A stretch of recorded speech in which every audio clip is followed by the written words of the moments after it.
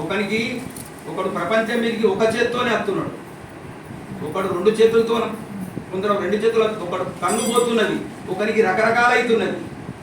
ఎన్నో రకాలుగా కూడా ఈ మానవులమైన మనము ఆవిర్భవిస్తున్నాం. ఒకడు వికారంగా ఉంటున్నాడు, వాడిని చూసి మనం అసహ్యించుకుంటున్నాం,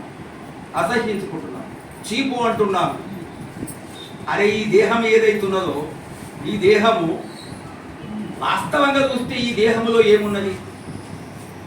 దీని వెనకాల ఈ తోలు వెనకాల ఏమున్నది?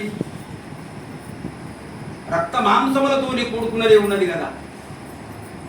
క్షణానికి దేహాభిమానం అంటున్నావు. దేహాభిమానము విడిచిపెడితేనే నీ సత్స్వరూపము నీకు దొరుకుతారా నాయన అంటున్నాడు.